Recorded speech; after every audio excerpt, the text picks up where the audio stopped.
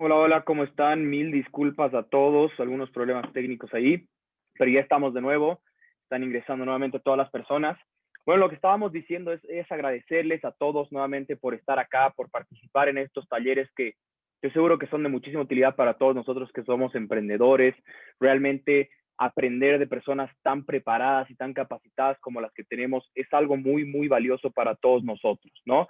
Así que bueno, les voy a comentar nuevamente para los que son nuevos. Nosotros como Emprendebo somos una plataforma digital que estamos queriendo apoyar y fomentar el emprendimiento boliviano, más que nada. Entonces, lo que nosotros queremos hacer con esto es brindarles diferentes herramientas que les van a servir a ustedes y a todos nosotros para poder desarrollar ciertas habilidades y así para el próximo año tenemos mapeado poder lanzar una incubadora de negocios. Significa eso que todas las personas que están en sala, que tienen alguna idea, algún proyecto, van a poder participar en Emprendebo, donde vamos a incubar todas estas ideas con los mejores y con las personas más preparadas a nivel nacional para que puedan sacar estos negocios al mercado y puedan ser exitosos. Nosotros vamos a ser como inversores ángeles, estamos contando con apoyo de varias empresas para poder fomentar el emprendimiento aquí en Bolivia, que consideramos que es algo que todos necesitamos. ¿Listo? Así que quiero que me confirme, no sé, Alejandro, si estás ahí. ¿Ya está nuestro invitado en sala? Perfecto, perfecto. Ya te tenemos en sala, querido Luis. Muchísimas gracias por estar acá. Quiero presentar a Luis, una persona, Luis Urquizo, es una persona increíblemente preparada de la cual nosotros vamos a poder aprender el día de hoy. Sin duda, uno de los empresarios más exitosos que tenemos en Bolivia. Voy a comentarles un poquito de lo que hace Luis, perfecto, y de cómo se formó. Luis estudió primero que nada administración de empresas en la Universidad de Texas en Austin. Posteriormente tiene también un posgrado en especialización de gerencia. También tiene un programa ejecutivo de alta gerencia que la hizo como maestría. Y finalmente tiene un Owner President Management que lo hizo en Harvard. O sea, realmente una persona increíblemente preparada con información que para nosotros va a ser de increíble valor. Hoy en día, Luis es presidente de la empresa Proesa SA, una empresa muy, muy conocida a nivel nacional. También es el gerente general de esta empresa, ya que él es el dueño, y también participa en el apoyo al desarrollo de organizaciones en trabajo de equipo y cultura organizacional desde 2014. Entonces, el día de hoy, la charla que nosotros vamos a tener enfocada a cómo hacer o cómo desarrollar una idea es realmente la persona indicada y la persona que nos va a poder dar toda esta información.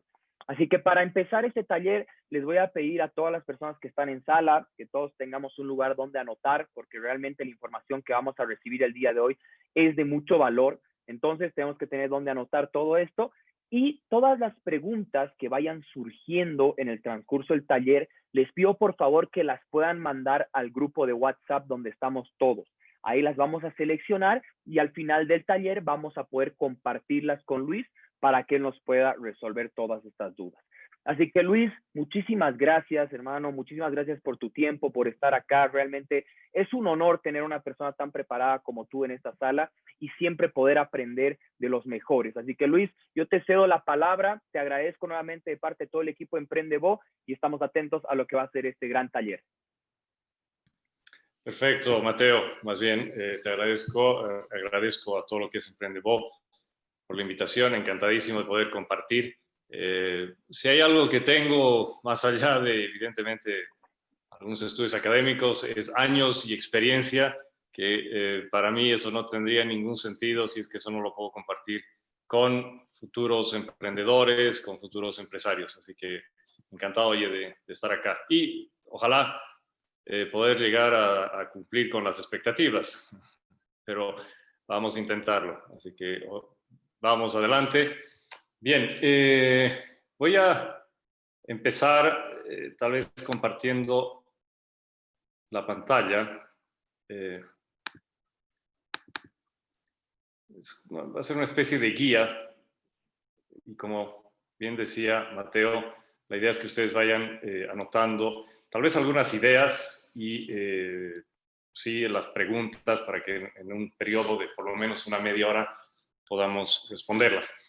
A ver, ¿De qué se trata esta agenda? ¿Qué es lo que quiero ver? Voy a hablarles de mi caso, si bien no está muy bien que uno hable de uno mismo, pero creo yo que es donde más puedo poner toda la experiencia y todo el conocimiento con relación a lo que ha sido un emprendimiento que tiene alrededor de 30 años de haberse iniciado. Cuando emprendí Proeza yo tenía 21 años y estaba, digamos, recién salido de la universidad y, digamos, fue el primer y único emprendimiento, un lugar de trabajo que he tenido. Vamos a hablar de algunas estadísticas sobre lo que es emprender o desarrollar un nuevo negocio.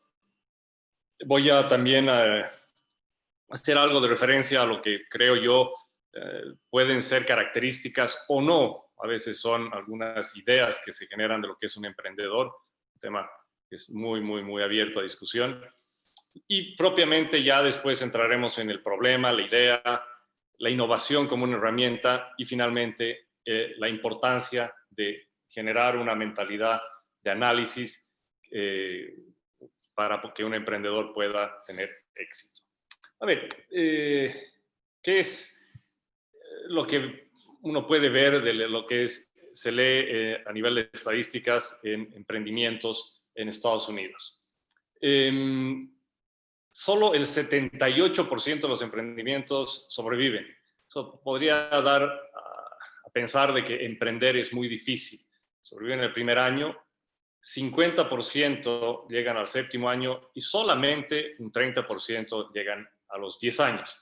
Decía, Proeza tiene 30 años, no sé qué número de empresas pueden llegar a un número tan así de 30 años, pero lo que les puedo decir es que no es nada de ciencia ficción, es posible hacerlo, sí requiere de cierta sistematización, que es lo que voy a tratar de transmitirles en esta presentación, y sí requiere también de tener de alguna forma un radar ahí que le permite en el transcurso del tiempo al emprendedor ver qué cosas están pasando afuera para que la empresa se vaya adaptando, modificando. La siguiente estadística dice que los emprendedores menores a 30 años son los más propensos al fracaso. No tengo el dato a nivel de porcentaje, pero yo puedo decirles que con 21 años he logrado emprender una empresa que hoy día está vigente. Ya voy a hablar un poquito más adelante sobre la empresa. Y creo yo que eso es más un mito que una realidad. Es más, yo creo que hace 30 años atrás, un joven de 21 años, cuando tocaba la puerta de un banco, cuando tocaba la puerta de un proveedor, era visto como un joven muy joven. Hoy día un joven de 21, 25, 30 años ya no es visto como un joven muy joven, es visto como un potencial empresario y creo que ha cambiado el concepto del joven a favor de la juventud hoy en día. Tenemos casos exitosísimos.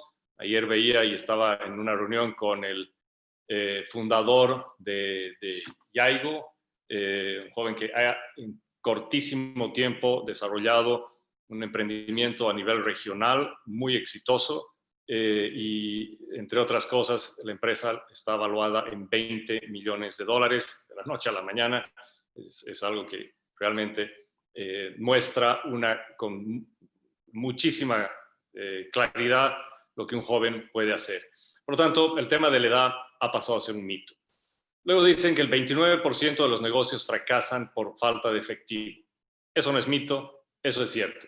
Uno puede tener un negocio que no sea muy rentable, pero si no es viable porque no tiene el cash necesario para sobrevivir, está condenado al fracaso. Este dato yo sí lo tomaría con muchísimo cuidado porque es el principal motivo por el cual los negocios fracasan. Acá, en Estados Unidos y prácticamente en cualquier parte. La principal razón para el fracaso responde a que el mercado no necesita el producto o servicio. También. Y ahí vamos a hablar un poco más adelante, pero creo que el componente de la pasión y el enamoramiento del emprendimiento, de la idea, del concepto, puede ser así como muy bueno, muy positivo, también muy peligroso. Nada peor que entusiasmarse, enamorarse de su propio proyecto cuando el proyecto no tiene mucho futuro o cuando detrás de eso hay un producto o un servicio que sencillamente el mercado no lo necesita y no lo quiere.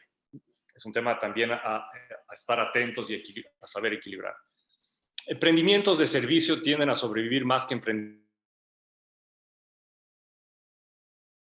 de producto. Yo creo que sí, más viable emprender con un servicio y después emprender con productos. Los mercados en general son tremendamente demandantes para los productos. Hoy día hay una competencia muy agresiva, aquí o en cualquier parte. Las multinacionales cada vez han ido copando más los espacios con productos, o sea que es más desafiante emprender con productos. Lo que no quiere decir que sea imposible, pero digamos que estadísticamente los servicios tienden a ser más exitosos que los productos. Y finalmente, los negocios con empresas son más probables de que sobrevivan, estamos hablando del B2B, que negocios con personas. A veces uno piensa en sacar un producto y decir, bueno, yo voy a vender a tal tipo de consumidor y deja de lado ideas o posibles proyectos que estén relacionados a negocios con empresas. Un dato a tomar en cuenta, insisto, esto es solamente meramente referencial.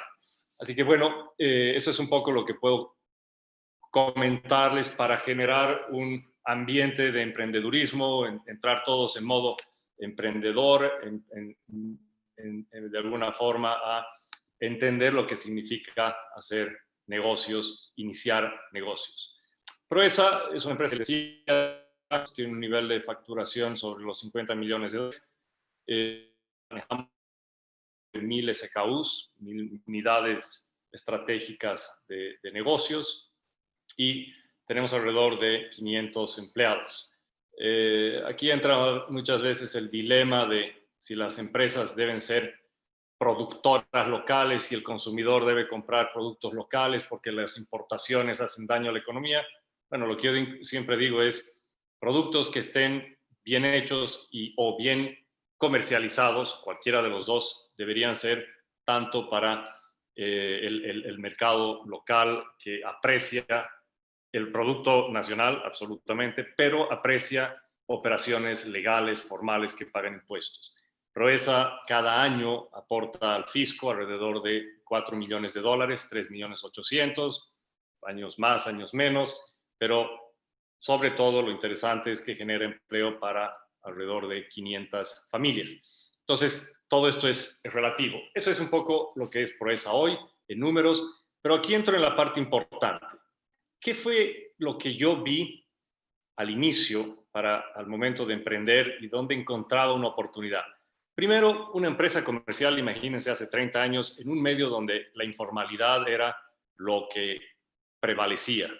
Yo venía llegando a Estados Unidos y decía, no, para que los negocios funcionen, uno tiene que primero pagar los impuestos, después pagar a todos los empleados correctamente, después cumplir con todas las otras obligaciones. Y si sobra plata, el negocio es viable.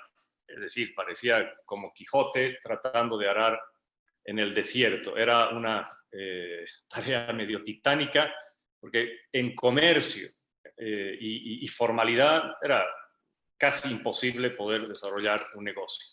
Pero ahí fue que justamente fui detectando las oportunidades. Veía que las empresas comerciales que estaban en ese momento, dentro de todo las serias, grandes, eran todo menos ágiles. Entonces vi una oportunidad interesante en arrancar una empresa ágil que vaya a enfrentar a estos Goliaths, digamos así, pesados, que para tomar una decisión tenían que pasar por 4 cabezas, ni hablar de lo que podía ser el cambio de un proceso, qué sé yo. Y armé una empresa muy ágil. Cuando digo inicio, voy a diferenciar de lo que es la empresa ya en una etapa de progreso. Uno, digo yo, va emprendiendo su propio negocio, tal vez está mal dicho, pero el negocio tiene que ir permanentemente reinventándose y es casi como volver a emprender. Entonces, desde el inicio se planteó una empresa ágil versus una empresa pesada. Por otro lado, las empresas del momento eran muy orientadas a especializarse en algún canal de venta o en algún tipo de servicio. Algunas daban, no sé, temas de almacenaje, otras daban temas de marketing, qué sé yo. Lo que yo hice fue integrar todo eso en un multiservicio y combinarlo con operaciones de muy bajo costo. Para eso teníamos que todos ser múltiples en la empresa, o sea, el gerente financiero tenía que saber, además de logística, la gente del área comercial tenía que ser de ventas y también tenía que ser de marketing, qué sé yo, para poder ser lo más eficientes posibles. Y aquí está lo que les decía en un inicio, la formalidad fue una de las características centrales de este negocio. Y en eso yo pongo muchísimo hincapié. Hace un momento mencionaba que para poder hacer un negocio y que dure, el cash es lo que uno tiene que tener el mayor cuidado para, como les decía, sobrevivir. ¿Qué pasó con Proeza? No es que nosotros teníamos los millones de dólares que necesitábamos para comprar los productos de nuestros proveedores, sino que lo que hicimos al combinar este tema de la formalidad con la generación de confianza fue el que nuestros proveedores, ojo, muchos de ellos hoy día todavía están en la empresa, tienen 30, otros 25 años, qué sé yo, nuestros proveedores empezaron a confiar más y más en nosotros. Al ser una empresa que no tenía que ocultar nada, que no tenía dobles contabilidades, nada que, digamos, de alguna forma u otra genere desconfianza, permitía que, sobre todo, los proveedores nos financien con lo que se llama el capital espontáneo. Es el mejor financiamiento que hay, no necesitas pagar intereses a ningún banco, y el proveedor, si tienes algún problema de inventario, te vendió algo en exceso, el proveedor está consciente de eso y puede diferirte los pagos de acuerdo a el manejo de inventario que hagas en su momento. Entonces, este fue un tema crucial al momento de la constitución, la creación del concepto de Proeza, formalidad, confianza. Luego ya en el tiempo fuimos también siguiendo esa línea y decidimos ser una empresa abierta, libros abiertos, los proveedores tenían acceso a toda nuestra información en un medio donde la mayoría, y eso sigue siendo así, la mayoría de las empresas son herméticas, tú no puedes conseguir más información sino la básica, y eso en una relación colaborativa como la que tenemos con nuestros proveedores es mortal. Los proveedores hoy en día quieren saber qué está pasando con sus productos, las ventas, los inventarios, las ganancias, cuánto cada empresa gana de un determinado producto. Nada debe ser oculto, por lo menos en nuestra filosofía de trabajo. Luego pasamos de ser una empresa nacional. Las empresas en ese entonces y durante un buen tiempo se mantenían en un esquema muy local, focalizadas en una ciudad, en algunos casos, en un departamento o en una región, oriente, occidente. Nosotros partimos con un proyecto nacional, un proyecto local, pero que en el cortísimo plazo de vida de la empresa lo mandamos a nivel nacional. Obviamente, ahí voy a lanzarles un concepto que considero que es muy importante.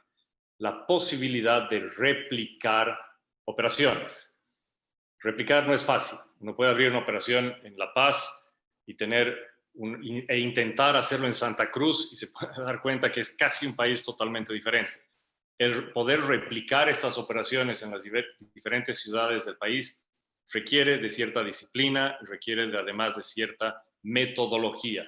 Hay que saber qué funciona bien y hay que saber también qué cosas son las que se tienen que adaptar a una determinada región. Pero modelos replicables son definitivamente útiles al momento de crecer y bueno, el mejor ejemplo de eso pueden ser las franquicias. Finalmente decidimos, y esto ya es más hace unos pocos años, tal vez 10, apostar a la tecnología y los procesos. Con todos los incrementos salariales de los últimos años, bonos, etcétera, hoy sería casi imposible mantener un cierto nivel de rentabilidad si es que uno sigue con solamente mano de obra. Hay que trabajar sobre la base de tecnología y procesos y ordenar la empresa en función a la modernidad, en función a lo que son las tendencias hacia el futuro. Nosotros lo hicimos hace 10 años y creo que eso ha tenido frutos interesantes. Eso es un poco lo que es Proeza en términos generales y me va a servir de ejemplo para ir desarrollando el resto de la exposición. Voy a hablar de el emprendedor y siempre, lastimosamente, voy a tener que mencionar mi caso. Yo creo que, a ver, uno va a escuchar que el emprendedor debe ser una persona de riesgo, debe tener adrenalina. Bueno, digamos que el riesgo es importante que uno lo tenga presente y lo controle. Pero no es necesario que uno tenga que ser un jugador de tenis o peor, un esquiador para ser un emprendedor. La adrenalina surge cada circunstancia que hay una intención y hay un deseo de triunfar. En una negociación con un proveedor, al momento de enfrentar una determinada situación, ahí uno tiene que tener esa adrenalina para decir, quiero generar valor en esta negociación, quiero generar valor en esta decisión, quiero generar valor en este nuevo proyecto que quiero desarrollar en la empresa. El elemento triunfar, eso sí, debe estar presente en el emprendedor. Dinamismo, sí, yo me considero ser una persona multitask, o sea, me aburro si estoy viendo solamente un tema, pero creo que no es una característica del emprendedor. A lo mejor en un inicio, una persona demasiado focalizada y muy ordenada y sistemática le va a costar un poco más, porque dice, no puedo hacer esto si es que no termino lo anterior. Bueno, ahí la persona puede terminar dejando de lado muchas cosas y a veces el tiempo es un enemigo en esta hazaña de emprender. Por lo tanto, sí, es bueno desarrollar ciertas habilidades para manejar con cierta disciplina varias tareas a la vez. Luego, a ver, creatividad. Ok, uno no tiene que ser un artista para emprender. Sí es bueno cultivar, subrayo la palabra, cultivar la imaginación. O sea, uno en la medida en que se vuelve más imaginativo, empieza a idear conceptos, aplicarlos, ver cómo resultan o fracasan, va desarrollando más y más creatividad para lo que es generar ideas de negocios o ya una vez emprendido el negocio, ver de hacer cambios, mejoras, lo que decía hace un momento, reinventar el negocio. Y este creo que sí es un elemento muy importante. Y este yo no lo dejaría de lado. Y si alguien me pregunta cuál de los 4 es el más importante para poder triunfar, es el autoconocimiento. El emprendedor que no se conoce y no sabe cuáles son sus límites, cuáles son sus debilidades, que no sabe reconocer sus errores, que le empieza a echar la culpa al entorno, que el gobierno, que la competencia, que el contrabando, qué sé yo, está condenado a fracasar, está condenado a fracasar. Es el autoconocimiento, el generar resiliencia, es muy, muy, muy importante al momento de emprender. Si uno no fracasa, Proesa ha estado en 3 oportunidades al borde de la quiebra, de cerrar. Hemos tenido 3 ciclos muy duros en algún momento, uno de ellos donde, pucha, nos salvamos, pero así porque nos cayó un rayo, pero el estar y volver a levantar y qué sé yo, es parte de lo que hace la vida de un emprendimiento, pero sobre todo es este elemento de conocerse y en base a eso buscar siempre mejorar uno personalmente, entender además los problemas, las limitaciones, decía yo hace un momento, y también, obviamente, saber qué cosas son las, digamos así, fortalezas que tienen para poder explotarlas al máximo. Resumo un poco lo que puede ser unas características de un emprendedor. Aquí paso ya a lo interesante. A ver, ¿qué debería ser un emprendimiento? ¿Qué debería ser un nuevo negocio? Debería resolver un problema. O sea, si no resuelve un problema, no tiene ningún sentido. Pero eso suena muy fácil y muy simple. Y trato de ir un poco más allá y digo, a ver, para mí, ¿qué es resolver un problema? Primero es descubrir y le doy cierta sistematización al proceso de resolver un problema. Ojo, esto es de mi creación, pueden ustedes modificar, cambiar, aumentar, hacer lo que quieran, pero para no quedarme con el emprendimiento o el nuevo negocio tiene que resolver un problema, no diría absolutamente nada, más allá de lo obvio. Lo que digo es necesario descubrir. O sea, el emprendedor, cuando uno está con idea de hacer un negocio, tiene que estar con la mente abierta, ávido a copiar, de alguna forma, a analizar, y si uno se sube a un taxi de Uber, qué está detrás de eso, cómo alguien ha podido pensar en generar una idea como la de Uber.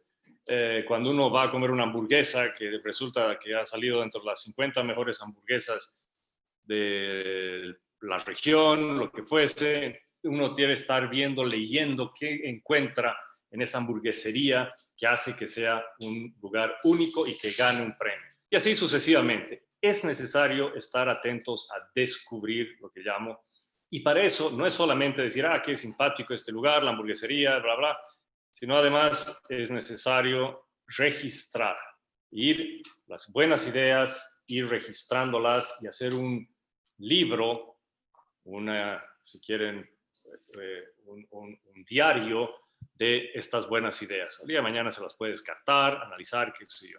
Y ahí les voy a dar un dato que me han enseñado unos jóvenes hace unos años atrás. Ellos son los famosos remotes, son jóvenes que van trabajando en el mundo mientras viajan. Y algo que seguramente la gran mayoría de ustedes conoce es el Trello. Trello es una aplicación tremendamente útil, muy buena para esto, para poder llevar este registro, para poder llevar la historia, y el día de mañana uno va combinando diferentes anotaciones que he hecho ahí y puede sacar un producto, un servicio muy, muy, muy potente, muy innovador. Lo segundo es seleccionar. Este es uno de los mayores problemas que tienen los que quieren resolver un problema y quieren empezar un nuevo negocio. ¿Por qué? Porque el problema es de que hay demasiadas ideas. El problema no es de que no hay ideas, hay demasiadas ideas. Y el gran secreto de esto es saber elegir a la mejor idea. Y eso es difícil, eso es difícil.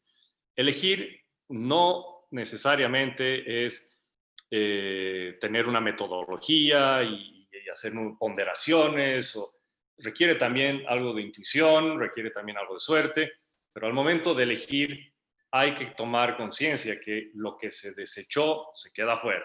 Lo que uno elige, así eso tiene que llevar todo lo que es el emprendimiento. Eso se aplica mucho también, haciendo un pequeño paréntesis, a lo que es estrategia.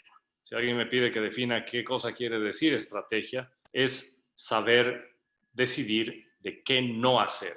Las empresas, al momento de hacer una estrategia, tienen 200,000 ideas, si son varios los ejecutivos, cada uno va a venir con 3, 4, y ahí está el problema, el saber qué no hacer.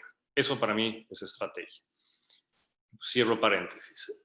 Paso a lo que es mantener la objetividad, lo mencionaba hace un momento, no pasiones, nada de enamorarse del proyecto, siempre con objetividad.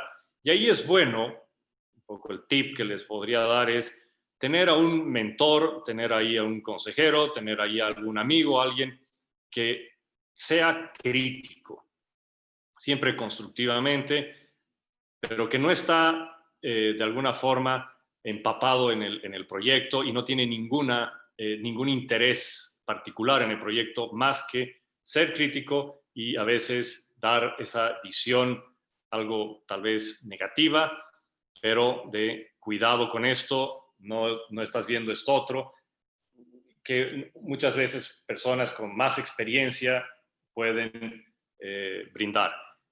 No apasionarse es una de las recomendaciones más importantes que hago. He visto mucha gente apasionarse con negocios y seguir hasta el final, y los negocios se llevaron no solamente los ahorros de la persona, los ahorros de los padres, los tíos, y en algunos casos una deuda con el banco porque nunca pusieron el freno al negocio que se veía que no tenía mucho futuro.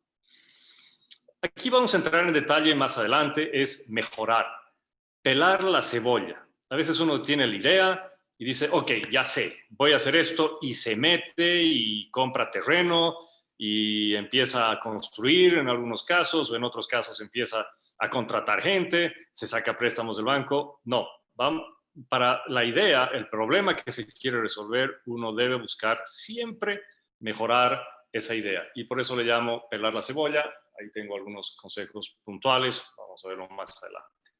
Y finalmente, fracasar no es malo.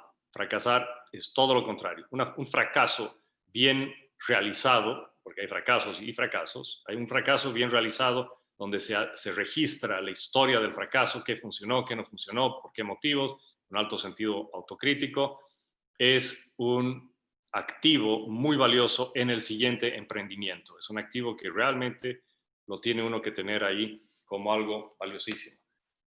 Yo he tenido la oportunidad de conocer al desarrollador de Waze, no recuerdo el nombre en este momento, en un foro en Perú, y tuvimos la oportunidad además de charlar con él, y él me decía que había fracasado alrededor de 15 veces antes de sacar Waze. O sea, en el mismo proyecto, 15 veces antes de que Waze sea un éxito.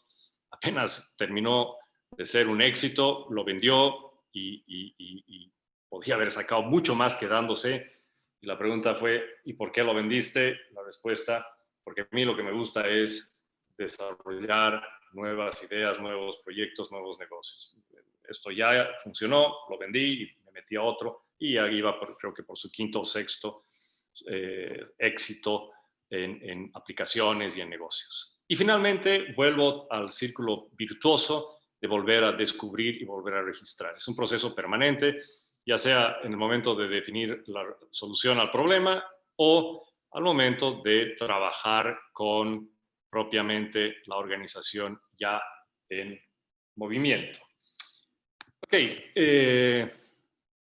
estas tres preguntas, completamente seguro que ustedes las conocen, pero nunca las dejen de hacer. ¿Qué voy a hacer? Ok, voy a poner una empresa de alimentos, voy a poner un restaurante, por decir algo. Muy bien. ¿Cómo lo voy a hacer? Bueno, voy a contratar tales y tales y tales servicios. Además, este es el equipo con el que voy a trabajar. Este es el lugar en el que me voy a ubicar. Todo queda muy bien. La pregunta más difícil de responder y que muchas veces no nos las hacemos es ¿por qué lo voy a hacer? ¿Por qué? ¿Qué es lo que veo que va a pasar si es que yo hago esto? ¿Qué problema estoy resolviendo? Pero ¿cuál es la lógica de llevar adelante esta solución que al final del día, después de pasar por estos filtros del qué, cómo y por qué, yo le llamo idea? He resuelto el problema, ya surge una idea. Y la idea, para mí, está en trabajarla, masticarla, yo le llamo pelar la cebolla, hasta llegar a un producto ya más definido, más concreto. Aquí tengo 5 capas de la cebolla que sugiero las tomen en cuenta. Todas son obvias, pero podrían haber 10, 15, pero yo no dejaría que estas 5 se le ponga muchísima atención. Es el mercado, el que necesita mi producto, mi servicio, cómo entiendo al mercado, cómo leo al mercado, si es un producto, cuál es la ruta, cómo voy a hacer que este producto se venda. En el caso de Proesa, claramente había un mercado para productos de consumo masivo. El problema era que el mercado no estaba dispuesto a pagar una diferencia frente al contrabando. Entonces había que encontrarle la solución a cómo pagar impuestos, ser competitivo y, pese a tener un precio más alto, que el producto se pueda vender en ese mercado. El tema de ser único suena un poquito pretencioso y ambicioso, pero copiar sin hacer un mínimo de diferenciación, mínimo, algo tiene que haber, es uno de los motivos por los cuales fracasan los emprendimientos. Es necesario siempre encontrar, al momento de pelar la cebolla, al momento de pensar por qué quiero hacer esto, este elemento de la uniqueness que hacen que el producto el día de mañana llegue a ese mercado y se pueda vender. No sé si estoy con un mensaje de conexión inestable, no sé si todos están escuchándome bien. Ok, perfecto, qué bueno. Luego, hay un costo de oportunidad y decía, en este momento de seleccionar es necesario hacer una buena revisión de si hago esto, qué cosas voy a dejar de hacer. Ojo, si uno está trabajando, eso pasa mucho, son muy pocos los casos de éxito donde uno dice, bueno, mientras trabajo voy emprendiendo y después de eso, ya cuando la cosa esté funcionando, dejo el trabajo y me voy a mi emprendimiento. Lastimosamente, en mi opinión, yo sé que no se aplica a todos los casos, pero en mi opinión es el costo de oportunidad uno tiene que medirlo bien, tiene que ver los riesgos y evidentemente si uno deja su trabajo y el emprendimiento fracasa, ni modo, pero es más probable que tenga éxito si uno le dedica 200% de tiempo al proyecto que si está en un ambiente de sí, mientras tanto, a ver qué pasa, no quiero tomar riesgos, qué sé yo, y deja la cosa a medio.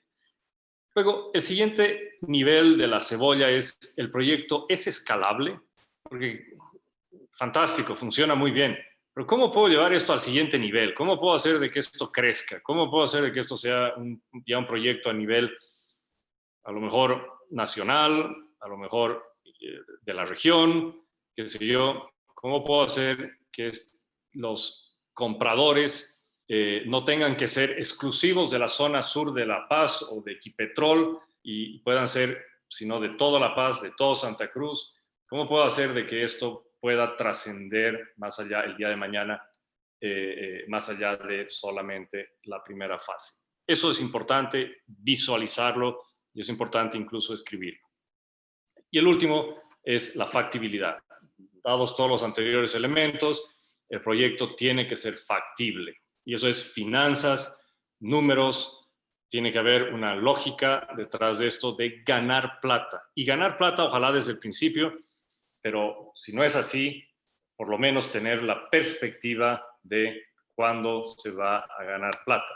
Aquí lastimosamente lo tengo en inglés, pero ustedes van a encontrar esta curva en cualquier emprendimiento, que es muy simple, muy básica. Lo que dice es, hay que pensar al inicio que va a haber un consumo de cash y voy a, en el tiempo, llegar al punto de equilibrio y después de eso ya tengo los retornos. Es este cuadro así de simple como es, hay que dibujarlo y ponerle algunos escenarios, qué pasa si esto, qué pasa si el otro, porque lo peor que puede pasar es que esta curva que uno la ve acá, de repente se extienda por acá y esto ya no es posible financiar, ¿no? Entonces, en esa línea, decía, si el principal elemento es el cash, bueno, creo yo que vale la pena que tomen en cuenta esto y esto hace a la factibilidad propiamente del emprendimiento. La idea, voy a ir un poquito más rápido, la idea busca que se genere un proceso virtuoso entre innovación, productividad y rentabilidad. Suena obvio, pero si la idea no tiene un componente de innovación lo suficientemente potente, vamos a hablar un poquito más en detalle de qué quiere decir, qué quiere en mi interpretación decir innovación.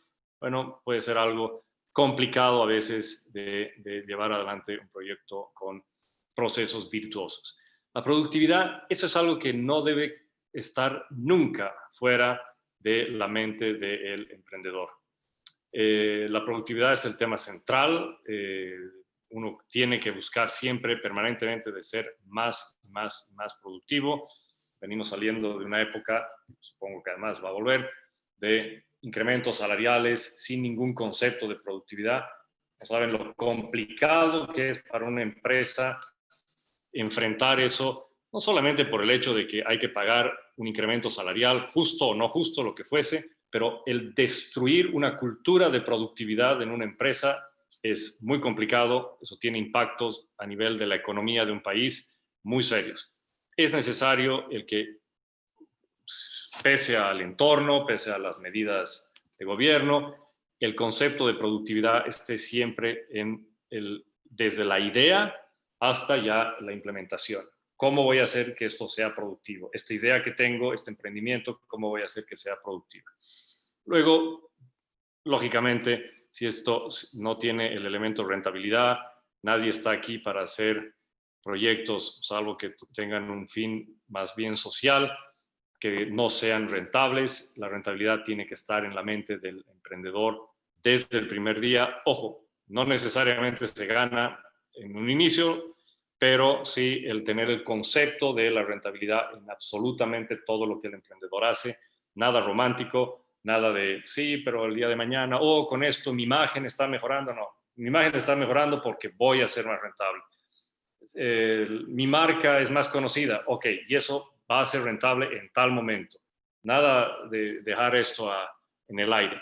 La rentabilidad tiene que ser importante y así se va creando un permanente círculo virtuoso sobre la base de una idea. Esto es un consejo. Yo acabo de iniciar un nuevo emprendimiento, más en el área de logística, y para eso he revisado muchas de las cosas que les he dicho acá han sido parte de un proceso, y por lo tanto se ha derivado en un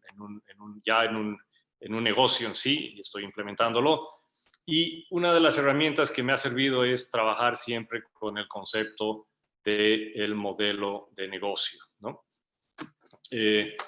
Bueno, este es un consejo. Hay diferentes esquemas de modelos de negocio. Hay uno que es el Canvas, lo que fuese, pero uno debe de desarrollar la estructura del modelo de negocio en su cabeza cada vez que uno está trabajando sobre un proyecto, una idea, qué sé yo. Eso lo ayuda a también ordenar y a sistematizar.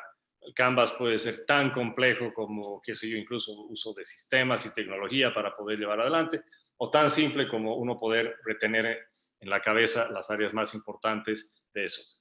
Si alguien me pregunta cuál es el modelo de negocio de Proesa, el modelo de negocio es una empresa liviana, simple, orientada a la productividad, con de alguna forma relaciones con proveedores muy sólidas, de alguna forma abarcando la mayor cantidad de clientes posibles. Qué sé yo, uno puede esquematizar y explicar con cierta facilidad lo que es la empresa a partir de este concepto del modelo de negocio, muy útil al momento de iniciar o pensar en un proyecto. Ok. Esta es una herramienta y también, al igual que es una palabra que puede decir muchas cosas, pero yo las simplifico en dos grandes conceptos: la innovación incremental y la innovación radical. Innovación incremental es mejorar algo que ya existe, ¿sí? Y algo es una mejora o es algo parecido a pedidos ya, pero tiene elementos que mejoran digamos así, al líder en algunos conceptos locales, en algunas ideas, digamos, de servicio, qué sé yo. Queremos copiar, si no queremos sobre la base de lo que ya existe, mejorar. Expandir, también uno puede pensar en expandir dentro del actual mercado en el que está. Siempre hay un espacio para crecer, expandir a un nuevo mercado, entrar a una nueva categoría. En la medida que uno va bajando hacia una innovación más radical, se requiere de mejores ideas, a lo mejor implica mayores gastos, costos y riesgos.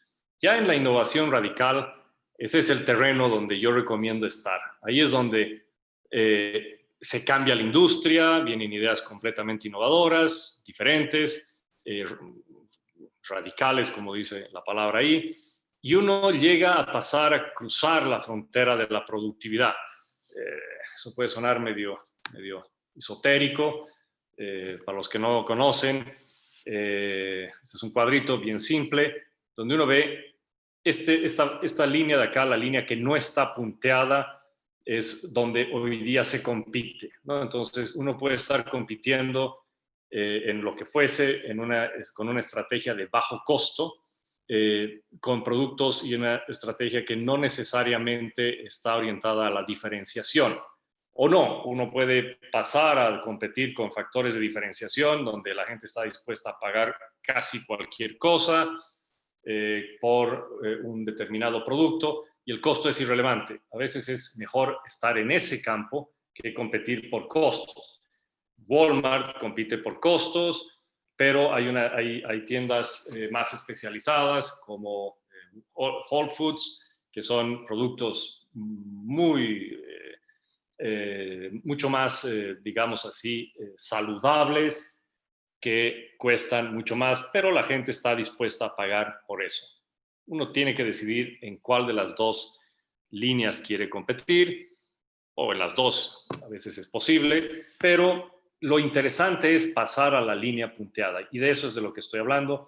Ese es el concepto de la productividad. A sacar una idea nueva, a sacar un proyecto nuevo, uno pasa de nivel, y en esa línea es donde uno compite porque deja atrás al resto.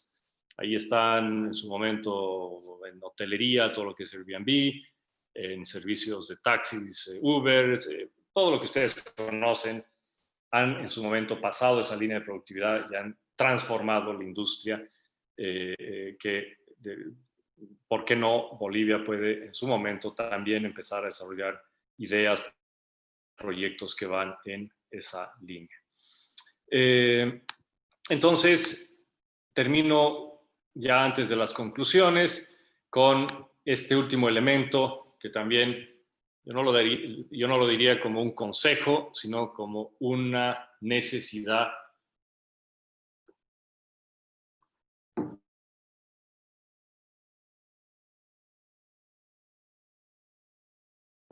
Una necesidad exhaustivo. Esto no se puede dejar de lado, y después de haber hecho la inversión decir, es que no me di cuenta que el sistema regulatorio era muy complejo.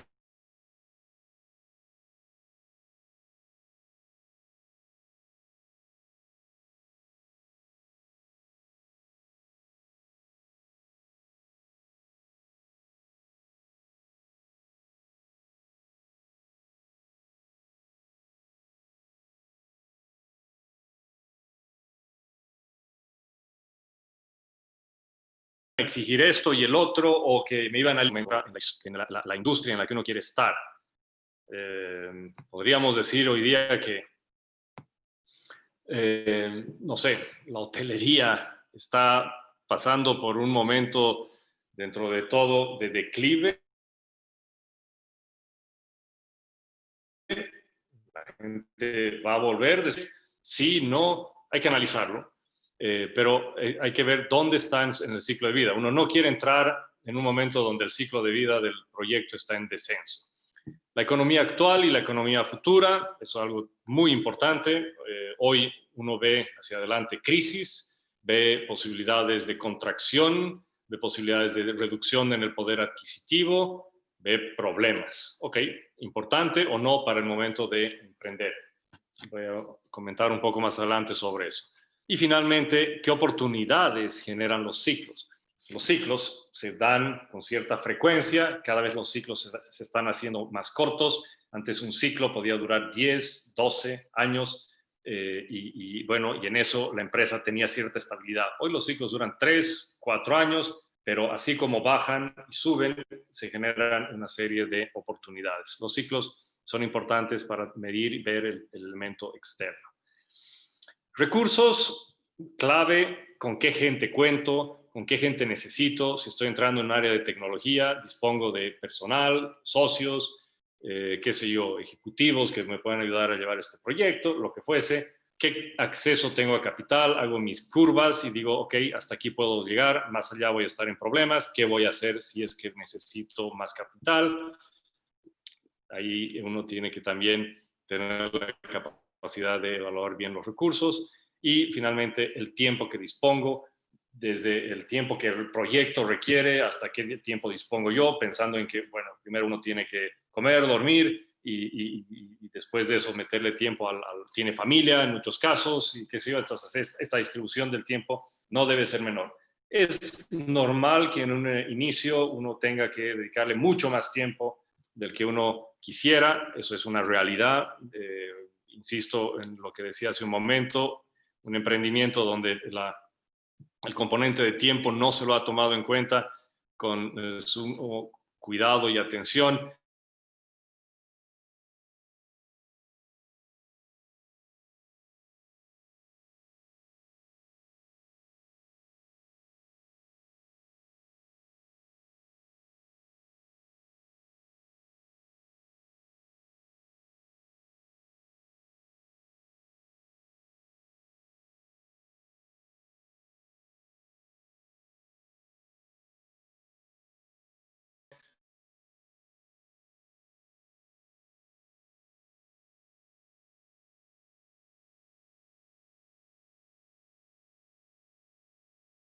mañana acerca del emprendimiento.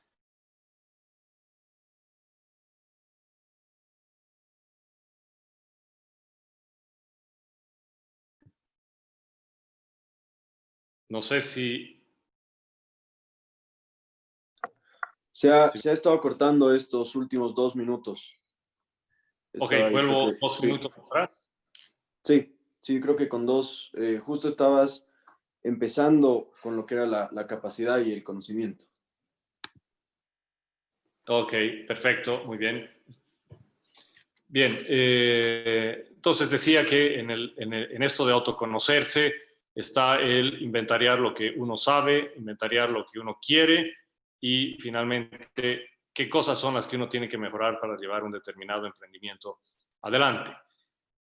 Muy relacionado a eso es qué me motiva a entrar en este tema de emprender. ¿Qué va a hacer que duerma 5 horas, trabaje 15, descuide muchas otras cosas para que este proyecto salga adelante?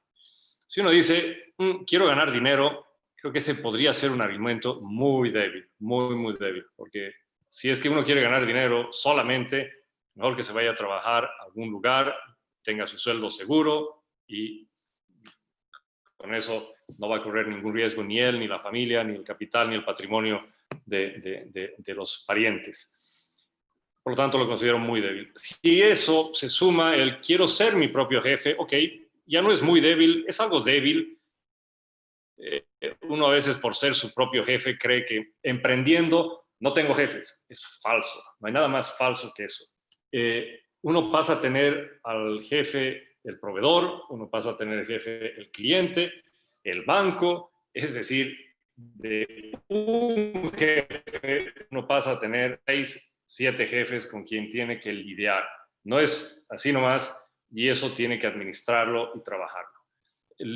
Por lo tanto, sigue siendo débil. Algo más fuerte es, tengo espíritu de emprendedor, me conozco, sé, estoy dispuesto a meterle a esto, tengo la pasión para llevar adelante un proyecto, voy a lograrlo. Eso es fuerte. Y algo muy fuerte, muy, muy fuerte, y eso quisiera dejárselos realmente como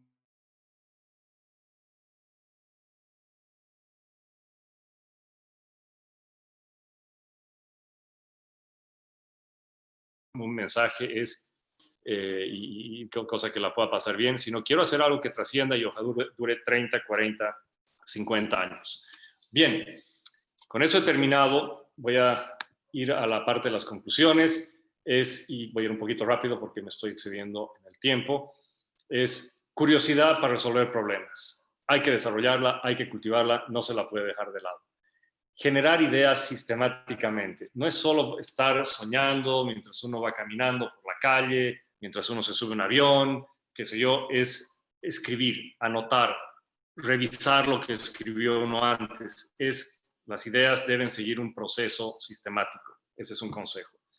Utilizar el concepto de innovación como una herramienta. El tener claro qué es innovación. Innovación no necesariamente es inventar algo nuevo, decíamos, sino es dónde encaja esta idea. ¿Esto es algo radical o no? O es simplemente una mejora, pero funciona, sirve. Es trabajar bajo ese concepto de innovación con cierta claridad. Ser analítico, analizar, es otra de las disciplinas que uno requiere. En eso ser analítico y autocrítico, decíamos, es también algo muy útil, muy potente. Nunca estar con la idea de echar la culpa al resto, a los demás, al empleado, al socio, al terreno, qué sé yo, al empedrado. Generar los procesos de manera virtuosa, lo mismo, que vayan creciendo. Más hago, más logro, más me motivo, más crece, más me entusiasmo. ¿Por qué es esto importante? Porque aquí está lo que le llamo nunca perder momentum. A ver, voy a ir rapidito con una anécdota también de la misma conferencia. Tuve la suerte, digamos, de que el grupo de invitados no hablaba, muchos de ellos inglés, entonces me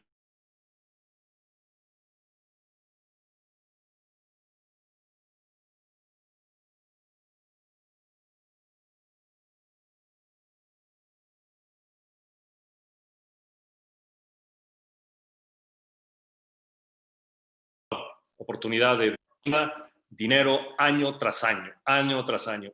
Yo no sé hoy día cómo están las finanzas, pero me imagino que ya están ganando plata con todo lo que Netflix ha desarrollado y no sé qué. Entonces yo decía, ¿cómo han podido sobrevivir tantos años con perdiendo plata? Imagínense, utilidades negativas de billones de dólares. No estamos hablando de cientos de dólares, miles de dólares.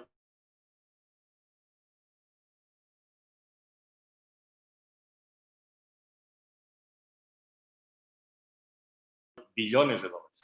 No había terminado el colegio. Esa era una de las características que él tenía. No había terminado el colegio ni hablar de universidad y era uno de los fundadores de Netflix. Pero una de las cosas que él decía, la empresa nunca ha perdido momentum.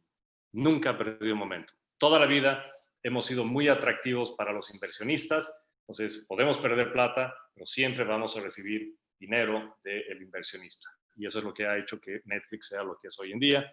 Sé que ha estado con algunos problemas últimamente financieros, pero digamos que es una empresa tremendamente consolidada y fuerte. En eso, ¿qué quiere decir no perder momentum?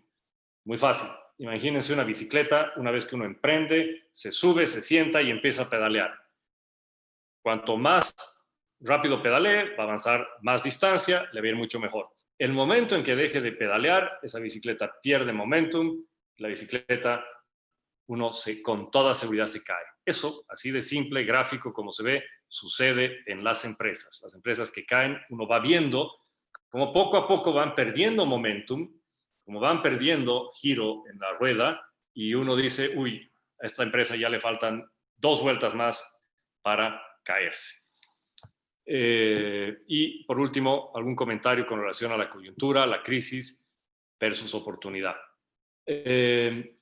Nada mejor que una crisis para emprender, nada mejor que una crisis para emprender.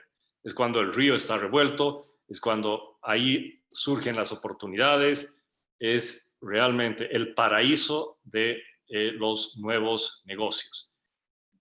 Se van dando revoluciones, cambios, caen empresas, caen, digamos así, industrias enteras, se aceleran los ciclos. Obviamente hay que estar atento y hay que verlo. Acabo de emprender algo cuando uno diría, este es el peor momento para emprender, esperemos de que las cosas estén mejor. Todo lo contrario, es el mejor momento, pero obviamente consciente de que se está en una crisis, lo peor que uno puede hacer de una forma naif, inocente, es decir, no, a mí me va a ir bien, porque no hay crisis. Eso no. O sea, uno tiene que desarrollar el emprendimiento, el negocio en función a la crisis. Ok, me he pasado en 8 minutos, lo lamento, pero con eso habría terminado y nos damos unos minutos para preguntas y respuestas. Espero haberlos mantenido atentos, a veces hablo muy rápido, pero con toda seguridad, si ustedes tienen alguna duda, voy a poder aclararles. Excelente, excelente, Luis. No, muchísimas gracias más bien por tremendo taller. Realmente tengo acá notas y notas y notas de todo lo que has mencionado. Realmente todo muy cierto, tu historia muy, muy motivadora para todos nosotros, tú haber empezado tan joven, haber desarrollado una empresa tan grande al día de hoy. Y como dices, ¿no? Hoy en día a los jóvenes se nos están presentando tal vez más oportunidades, entonces eso es algo que tenemos que saber aprovechar. Ya un poco para cerrar este taller, quiero invitar a participar a Nicolás Tufiño, parte del equipo de Emprendebo, porque ya tenemos algunas preguntas seleccionadas para conversarlas un poco contigo, Luis, y terminar ya con el taller finalmente. Así que bueno, bienvenido, Nico. Gracias igual por estar acá y te cedo la palabra. Gracias, Mate. Y bueno, Luis, muchísimas gracias de verdad por tu tiempo, por ir en este taller. La verdad es que hemos ido viendo y todos los consejos.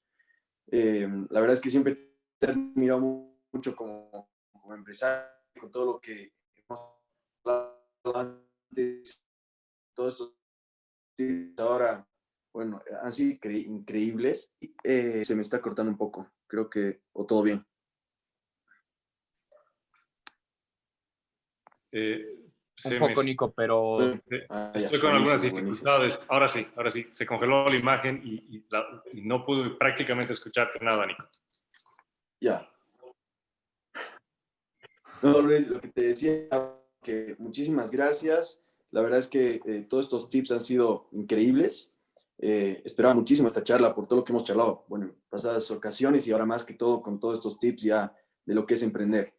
Entonces, bueno, con eso yo quiero recalcar una parte muy importante que para todos creo que es necesaria, que es lo que dices de no apasionarse tanto con un proyecto, que tal vez hay mucha gente que ahí se agarra de una idea y trata de luchar hasta el fondo y al final lo único que hace es clavarse más, ¿no? Es algo muy cierto. Eh, Creo que, bueno, como emprendedor hemos tenido alguna que otra ocasión de eso y lo importante es saber cuándo pararla, ¿no? Y bueno, eso es algo que la verdad me interesó muchísimo y rescato muchísimo de lo que ha sido tu exposición.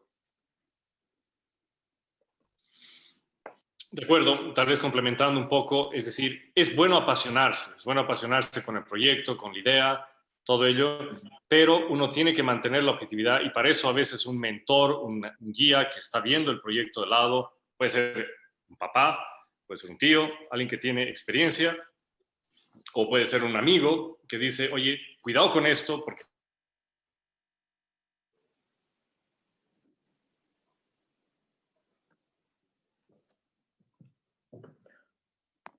Luis, se acaba de cortar. no Sé estás si viendo logras que escucharnos. para haber frenado.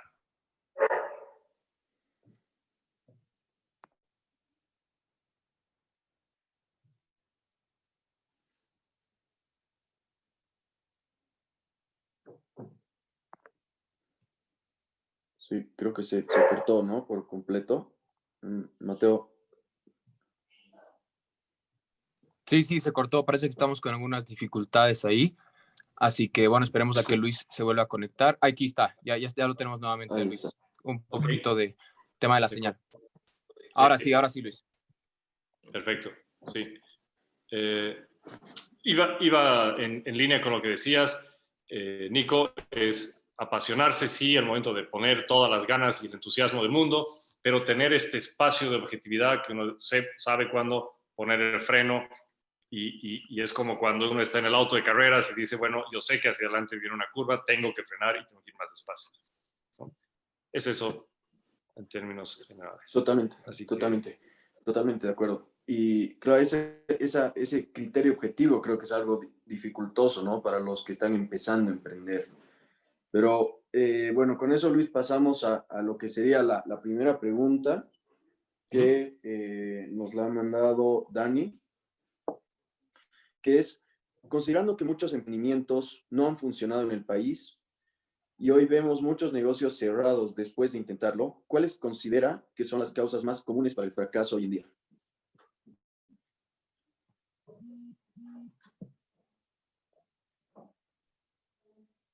bueno,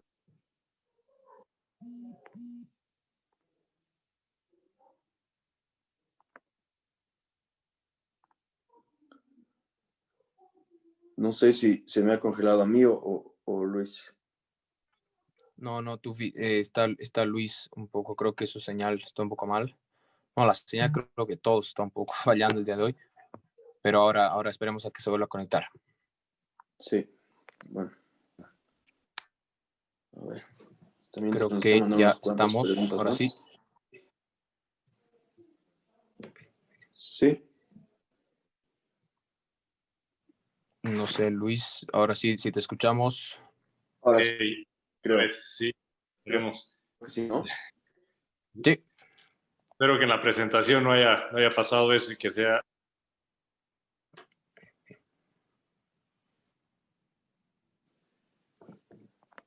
No, sí está. Bueno, me imagino que también es por la hora. es un tema de la Sí, señal, Daniel. definitivamente.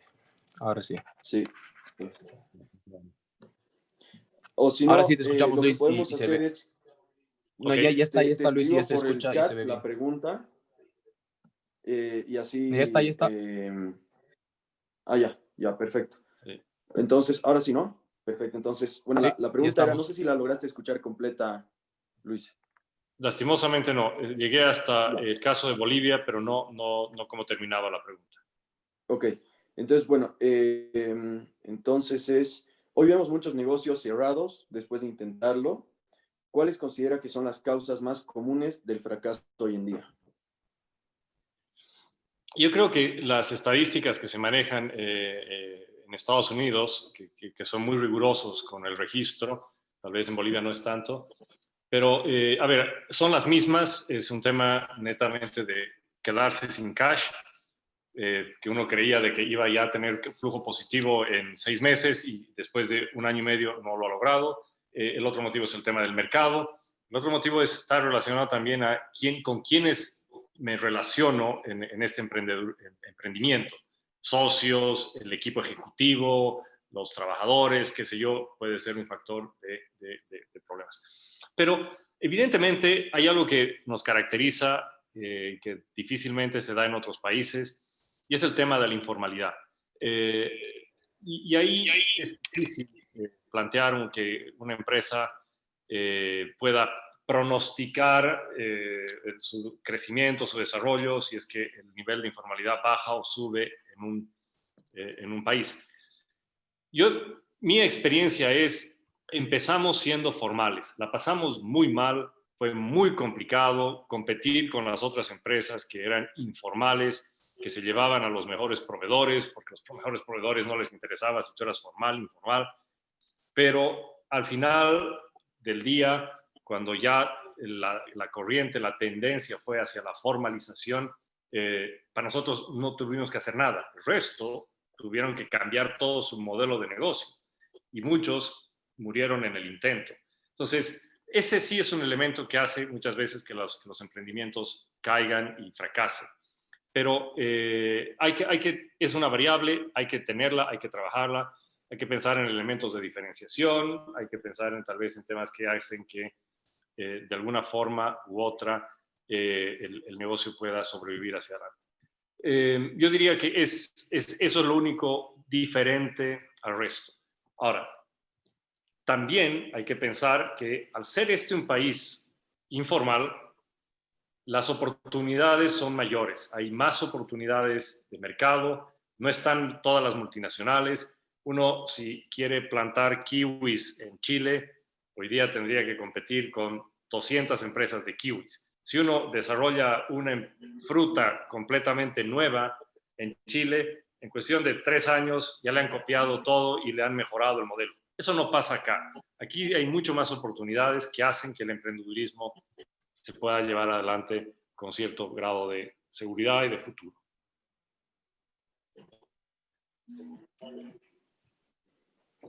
Ok, perfecto. Y claro, ese tema del poder, cómo aprovecharlo. Luis, lo que podríamos hacer para que no se esté cortando, tal vez si apagas la cámara en por un momento y probamos si es que ahí no se va cortando. Sí, y si quieres podemos mantener también la conversación por WhatsApp. Súper bien. Está perfecto, ¿perdón? ya se escucha bien, ya se escucha perfecto. Nico, a ti Okay. se te está cortando un poquito la señal, pero ya con Luis estamos bien. No sé tú si tú nos escuchas o quieres que yo siga con las preguntas. Okay. No, estoy bien. A ver, ahí me escuchan bien, ¿no? Sí. Perfecto. Sí, yo te escucho bien. Listo. Sí, bueno, es un tema del horario, me imagino. Bueno, a ver.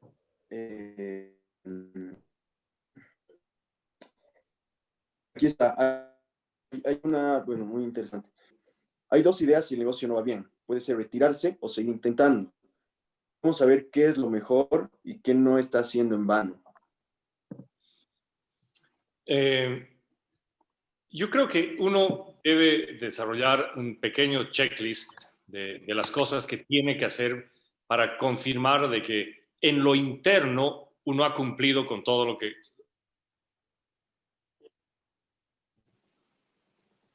la gran mayoría de las cosas que uno puede, digamos, está de alguna manera bien llevado, se ha manejado la cosa con cierta prolijidad, hay un manejo dentro de todo responsable en cuanto al uso de los recursos, de la gente, el tiempo, todo ello. Bueno, y si hay un factor ahí que, por decir algo, lo que está pasando en este momento, una devaluación en un país como Argentina que hace que el producto argentino sea muy, pero muy, muy económico y hay una invasión de contrabando, bueno, ahí es un buen momento de retirarse. pero uno debe seguir intentando en la medida en que tiene todavía el oxígeno y tiene además espacios para mejorar su trabajo, su gestión, lo que está haciendo. Y llámese tal vez aplicar tecnología, mejorar procesos, tal vez probar, qué sé yo, algún esquema de trabajo diferente, o a lo mejor sustituir gente, decir, bueno, no me está yendo bien con esta persona, mejor cambio, qué sé yo. Cuando hay un espacio interno de mejora, siempre con un sentido de autocrítica, decía, es importante que eso cumpla esas fases para después tomar una decisión como voy a abandonar el barco.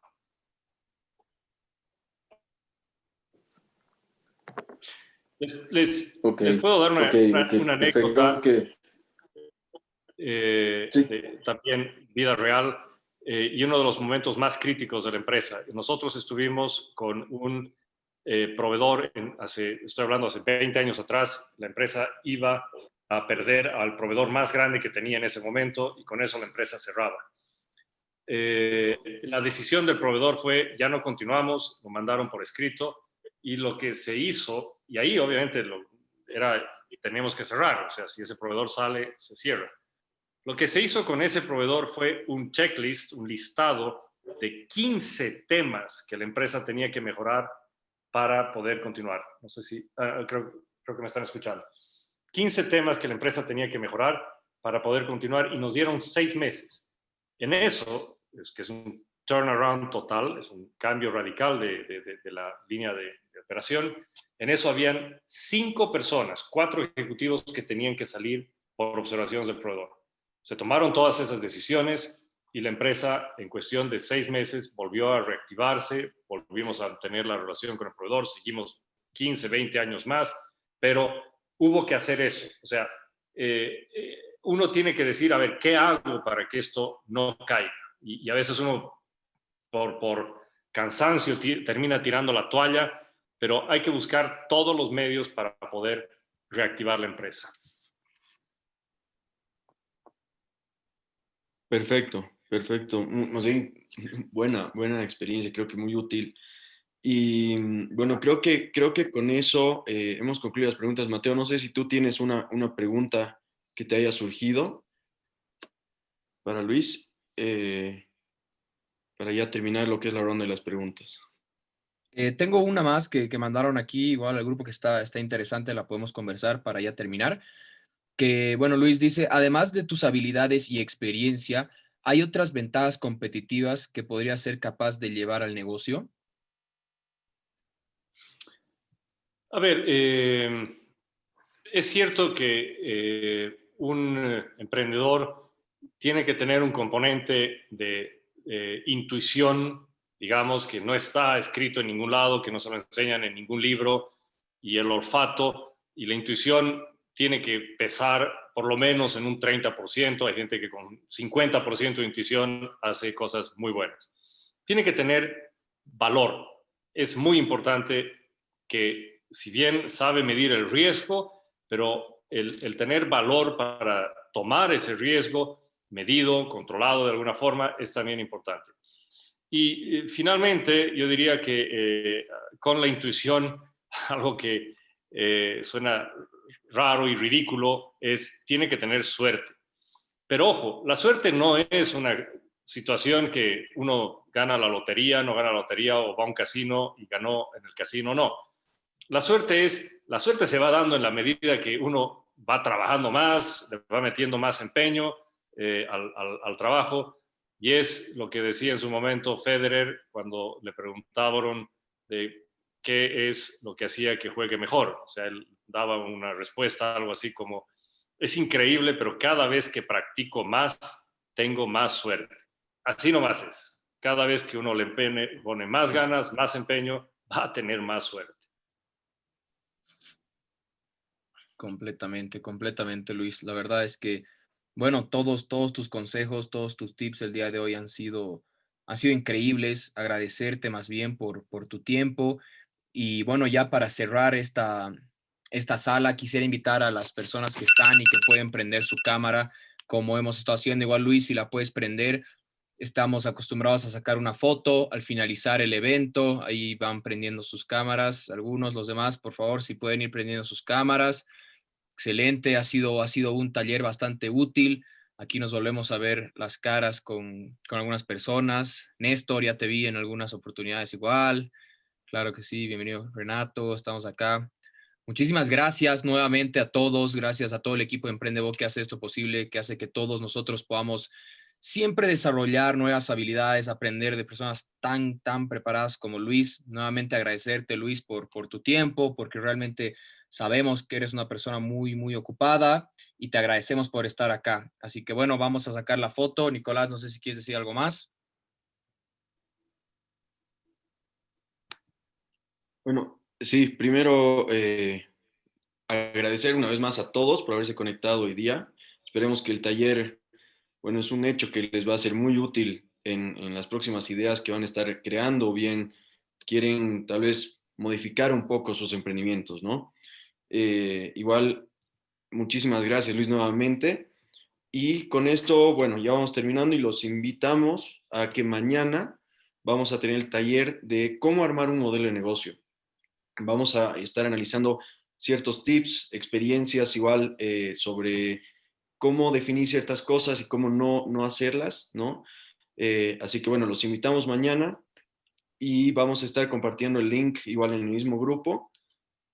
Así que bueno, con eso ya nos despedimos. Un gran saludo a todos, un gran abrazo igual Luis, muchísimas gracias por todo lo compartido hoy día. Es justamente lo que buscamos con Emprendebo, ¿no? Empezar a capacitar a todos los emprendedores para que al momento dado estén totalmente listos para empezar su negocio y llevarlo de la mejor manera. Así que bueno, con eso, no sé si tienes alguna última palabra, Luis. Yo con eso ya me voy despidiendo. No, bueno, lo que decía en un inicio, encantado de poder compartir algo de experiencia o de conocimiento. Ojalá haya logrado mandar 1, 2, 3 mensajes y atento para cualquier otra convocatoria que me hagan, porque me parece este es un tema apasionante y además un tema donde hay muchísimo por hacer en Bolivia. El boliviano tiene una enorme capacidad emprendedora que hay que cultivarla, hay que desarrollarla y hay que asociarse. Hay que asociarse. Somos malos asociándonos, somos buenos con las ideas, pero somos malos asociándonos. Lo que Alexandra piense de repente se complementa con lo que dice Kevin y ahí se genera una idea mucho más potente. Hay que trabajar en eso también. Nada más. Gracias a ustedes por la invitación. Encantado de haber participado. Perfecto, muchísimas gracias a todos. Nos vemos mañana. Muy buenas noches. Chao, chao. Chao, chao.